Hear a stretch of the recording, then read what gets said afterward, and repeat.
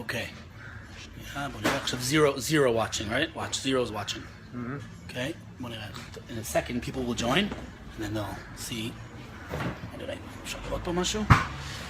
Okay. One watching. Who's watching? Let's see here. Hello. Welcome. I'm sitting here with Shlomo Kalish, Elam Giladi, and 3 people are watching now. All right, so this is his first meerkatting experience. Oh, look who's here. Peter Lerner. He runs marketing for Tzahal, for IDF. And who else is here? Daniel Treisman is an angel investor and a good friend. I recognize his logo. All right, we got 5 people watching. Anyway, so this is Shlomo Kalish. We're sitting here in a cafe in Rehavia in Jerusalem. Beautiful, beautiful day. We don't have too long because Shlomo has another meeting soon, but I just wanted to ask him about kind of his activity and what he sees in the Israeli. So Una from Aleph just retweeted this to her followers. Hi Una, and thanks. So yeah, I just wanted to ask him kind of what he's seeing in terms of trends in Israeli VCs and what's next for Startup Nation. So obviously feel free to just ask questions in the comments and we will try to answer them. So Shlomo, what trends are you seeing kind of in Israeli VC world? Hi guys, today I'm running Vayisrael Ventures, which is a global fund. In Israel we focus mostly on growth equity.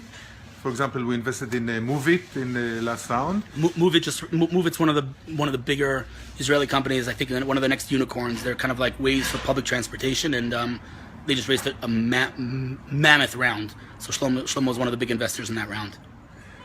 Yes, we also invest in New York and Russia and the United States. For example, we invested in New York in Read what Una said. So happy to see this interview. I'm sorry, I keep cutting you off. Okay. This is the nature of the live web, the live.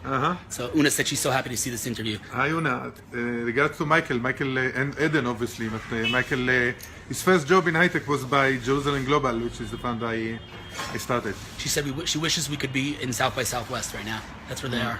Anyway, continue. Okay. So I think the Israeli high-tech environment right now is at its best I've ever seen in my 25 years in high-tech in Israel. We are finally at the stage that we'll see unicorn companies, billion-dollar plus companies, like, God willing, Meerkat, but Moveit, our company. Meerkat plug. We invested, for example, in a company called Lumus, which is very quiet, but they enable things like Google Glass, not Google Glass, but anybody who wants to do Google Glass can get a prototype for them. Lumus is a very, very, very big kind of smart glass lens company. What are they based in Rehovot? Yeah. Yeah, amazing company. And like Shlomo said, they don't make as much noise because they're just working. Little companies like that. And they're really manufacturing the lenses for all the smart glasses you've heard of. So it's a really cool company. A company like Altair Semiconductors, which makes LTE chips, fourth generation chips, which competes very successfully with Qualcomm, Broadcom, etc. So we see amazing opportunities. The whole infrastructure in Israel have grown to be a Silicon Valley, whereas let's say 20 years ago we had to travel with our portfolio companies to Silicon Valley to find investors. Today you have everyone investing in Israel, Sequoia, Kleiner Perkins, Bessemer, everybody's here. And in addition to that, you have the whole infrastructure. You have angels, you have accelerators, you have hubs, you have all suppliers, subcontractors. Everything is here. So the whole environment is, and most importantly, we have repeat entrepreneurs who already made money and now they're ready to do their unicorn companies. So what would you say on a personal investing level in terms of what you guys look at? What's kind of the hot spaces? More consumer, more enterprise, messaging, security, privacy. What gets you guys going? Because we are growth equity, we are not industry specific. We're looking for companies that are going after very big spaces and are already number one in the space or have a good chance to be number one in space. We're looking for good management. So it's going to be, after 25 years in the industries, I'm looking for fun in the business, not only to make money. So we're looking for people who's fun to work with. Brian said that he wants to watch this interview, but he has to go. So Brian, I'm going to save this stream as a video and I'll upload it to YouTube and I'll send it to you later on. But before you go, you have any questions for Shlomo? Because I know that you're highly, he's a journalist. He writes about the tech scene. So if you have any questions you want to ask Shlomo before you go, feel free to do that. And so Shlomo, just give me your background. You said you've been a VC for 25 years, but just kind of break it down for me. Where did you start? What have you done? I know it's probably take you a long time to say all that, but I'll regel achat on one leg, like you say in Hebrew. Well, believe it or not, I was a fighter pilot in the Israeli Air Force. Epic. From 70 to 75, full-time.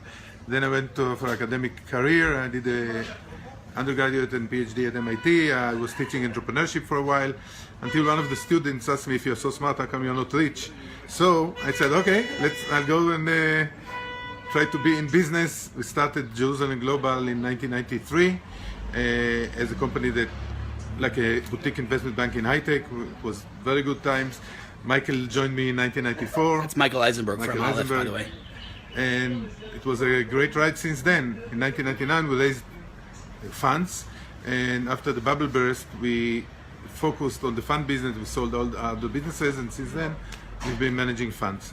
I've been investing in companies like Galileo, Mellanox, QXL, etc. What kind of investments do you make? Just like, what's your sweet spot in terms of capital and invested? Is smaller rounds, bigger rounds? What's the biggest round you've ever done? What do you do regular? What's your average? So in our growth part, we invest anything between $5 to $25 million per company. For example, in one company we invested in MacroCure, which is a medical company that went public recently. We invested $25 million. In Moveit, we invested a big sum also. We didn't disclose it. So that's the. Come on, you can tell me it's a scoop. Come on. I'm just kidding. We also, our group, Vaizer Group, also invested in an independent fund, State of Mind, which is run by Yuval Barav, Buchris, and Zohar Levkovich, and Gigi Levy is also associated with the fund. That's an early stage fund where we made a sponsor investment, so we are quite involved there. That's going to be an early stage, not our fund, but someone who is related to us, and they've already done 3 investments since we closed the fund about half a year ago. What about Jerusalem? I know that there are quite a few interesting companies in Jerusalem. Are you seeing an increase, as someone who can look at historically at the Israeli VC space? Are you seeing an increase in Jerusalem, or has it always been steady? With really cool companies coming out. I know there's we talked Glide, and there's YouMove and Zuta Labs, and there's the whole Malcha Technology Park. There's quite a few startups and innovations happening out of Jerusalem. Obviously, Mobileye, the biggest Israeli IPO, is a Jerusalem-based company. Is this something that you think is new, or has it always been like this? Well, as you said, even though there are, relatively few companies in Israel, if you look at the quality, you see that some, the most valuable companies came out of Jerusalem. For example, Mobileye is by far the most valuable company came out of Israel in the IPO. NDS, for example, was purchased by Cisco for $5 billion. Also, a little no secret. And in terms of the number of startups, as you say, it's increasing considerably recently. I think in the last year there were 150 startups established in Jerusalem, and in the Jerusalem spirit, they do very little PR. But you have a company that you didn't mention, for example, Lightrix. Oh God, Lightrix! I tweeted about them the other day. Amazing company. They were number one in the U.S. paid app store. They're a paid app. They have millions of downloads, and they just released another app this week, and it's amazing. And it's again paid. No one pays for apps, but these guys nailed it. Yeah. Amazing company, and they didn't do PR. The name of their application is Facetune. You want to check it out? Are you investing? We're talking to them. The problem is that they didn't raise any money, and they're profitable. Yeah. So it's tough. It's an amazing company. I love this company, and they only recently started doing PR. And they just 2 days ago they got an insane amount of PR because, like I said, they're a paid app, and people download them by the millions. And like Shlomo said, they didn't raise any money, and they're profitable. It's unbelievable. It's pretty much kind of breaking all the rules. No, there aren't many companies like that. There's only one other company in Israel that I could think of like that. You probably don't know them. The name of the company is Clear Sky Apps. Know them, yeah. Oh, you do know them? Mm-hmm. Same model. Yeah. Paid apps, they have 30 million downloads. It's unbelievable. But Lightrix is really a phenomenal company. Also Jerusalem-based, definitely. Guys, if you have any questions, by the way, you just ask them in the comments because we'll end soon. Shlomo has to leave. But listen, bottom line, you have to leave right now? No, but I want to say something that, as I mentioned, we are a global fund. We invest everywhere. But as somebody who resides in Jerusalem, obviously we have a warm place in our heart for Jerusalem startups. We invested in one, by the way, PowerNet Technology. Oh, nice. Which is doing very well. As you know, they signed with Starbucks. Starbucks, yeah. They're launching all over the world with Starbucks. Amazing. Samsung has decided to use S6 to put, PMN inside, and it's moving great. The app's name that we were talking about is Facetune. You could download it on iOS, also on Android. Yeah. And the app they just released this week. I don't remember what it's called right now. It's installed, but then I'd have to put Meerkat in the background to go look what it's called. But just Google Lightrix and Facetune, and you'll see they were all over the press. Everyone wrote about them this week, and it was pretty insane. And I just love them because again, they didn't raise money and they're just doing everything the hard way. So anyway, bottom line is there's a lot going on in Jerusalem. So just generally speaking, I mean, are you guys what's next for you and your funds? What's next? We are very aggressively making new investments, looking for unicorns, looking for good guys, and I can't tell you what's our next investment yet. Well, I told you I'm gonna send in one or two companies that definitely come to mind. But listen, there's so many, in my opinion. I mean, you don't need to be a rocket scientist to see that Israel's transitioning from startup nation to unicorn nation, right? We just, like we said, Mobileye and Wix and Waze and what's their name, Outbrain and Taboola. There's so many of them, and again, a country the size of New Jersey, it's completely disproportional, and it's unbelievable to watch. Let me ask you a question. I'm sure everyone's curious about. I know I was when I first met you. How does the fact that you are a Haredi, an ultra-Orthodox Jew, Chabad, but I don't know if that even falls under the category of Haredi, but anyway, the beard and the black and white, how does that affect, if at all, your kind of, activity in the quote-unquote secular investing in tech world, which is, I think one can say, overly secular, generally speaking. I don't think the two subjects mix, but does it affect you? Do you feel it? Do people judge you? How do you think does it have an impact? A good question. As you said, I'm Chozer B'Tshuva. That means he wasn't religious and he became religious. Chabad, as you mentioned, Chabad is, I won't say Haredi because it's a breed for itself. Right. But that's not for now. That's for another interview. But people don't recognize, they see black and white, they just assume things. No, but actually, early on, like 20 years ago, I saw some suspicion, hesitations. Today, people are very open. First of all, they know me, but people are more open today and they have high expectations. They say, here's somebody who's not going to cheat us as a VC. That's interesting. What about the fact that you can't work on Saturday? Does that affect you? I mean, you work one day less than everyone else. I know I have the same problem, and on Shabbat, on Saturday when I'm off, my hands shake because I can't tweet and go on Meerkat. But I mean, how does it affect the fact that you can't work basically one day a week?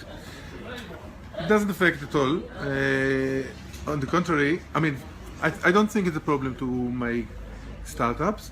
For me, I bless, I say thank you to God that I have Shabbat now, because otherwise I will be 24/7 real time. Yeah, same here. I thank God every day. Every day I thank God that I have that one day off where I could just disconnect. It's not easy, being that I am addicted into being connected all the time, but it is very important, I think, for life-work balance.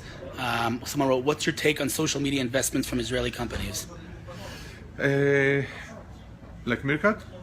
Like Meerkat, maybe like, Twitterland I like, and other just, social media investments. Zula? We're not social media, Zula. We're more team communication, Okay. But social media investments, things that are, I guess Meerkat's one a good example. I mean, social media is great. It's also risky because it's a binary situation. Either you become Twitter or not. Twitter or nothing. Right. But it's a amazing ride. So does Meerkat break the stigma that Israeli investors don't want to invest in social media? Well, I gotta say, I'll answer that. Michael and Eden at Aleph invested in Yevo originally, and then they repositioned to Air, and then they just released Meerkat. To be honest with you, you had to have been somewhat of a genius to have seen this potential, because Yevo, while I love the team, it was like in the beginning it just, it didn't catch on, and so Michael obviously saw something in Ben and the founding team to have invested then, but. I think that there are enough social apps out there, social platforms out there in Israel that do get investments. I don't know. I'm not really familiar with that stigma that investors don't want to invest in social media. But I mean, do you have any investments in the social? No, we don't have investment in social media. But Well, even though considering- Move It is based on social, kind of. it's of course it's Yeah, it has- crowdsourcing right. the information. You know, if they know from their users what's happening with the bus or the Right. train, if it's on time, if not, they know the exact ATA and all that. I'll tell you. First of all, considering the fact that both Facebook, WhatsApp, Snapchat were all founded by Jews, so maybe we'll see some interesting companies from Israel as well. But nevertheless, I do agree with the fact that Israeli VCs by and large don't, not only social media, don't like consumer, are afraid of consumer companies. We're not. We made several investments in the space, so I think everybody will catch up to the space as well. There's a little bit of a bug here in Meerkat. I see someone asked, do you think we are going to have another tech, just a B? I can't see the whole comment. I'm assuming he's asking tech bubble. Do you think we're in a bubble? It's obviously very different than what happened in 2000, because you have companies with, in business models, etc., which wasn't the case in 2000. What's worrying is two things. First of all, that now too much money is chasing deals, and the valuations get a little bit out of whack. And number two is that nothing has to do with tech, but the whole financial world is very unstable with what's happening in the world.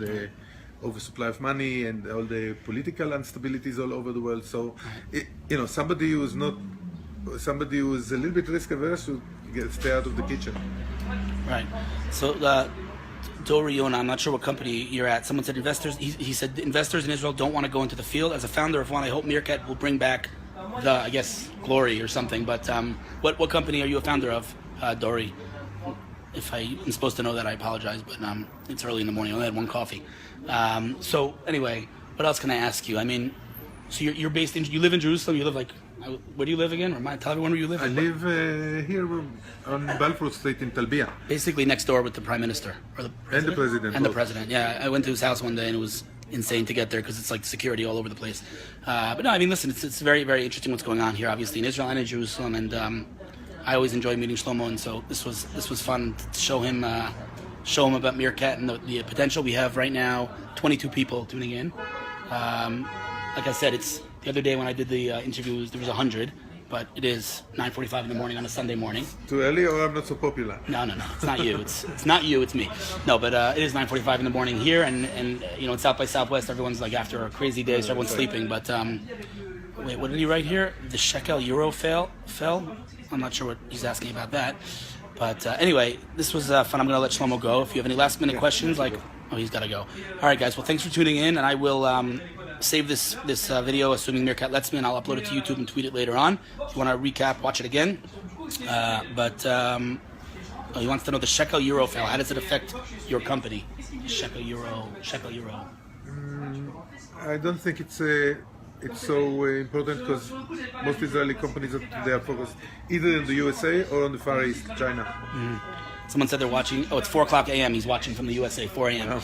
You're a very dedicated Impressive. follower. Anyway, all right, guys. So thanks a lot for tuning in. I will tweet the feed, and thanks a lot. Have a good one. Bye-bye.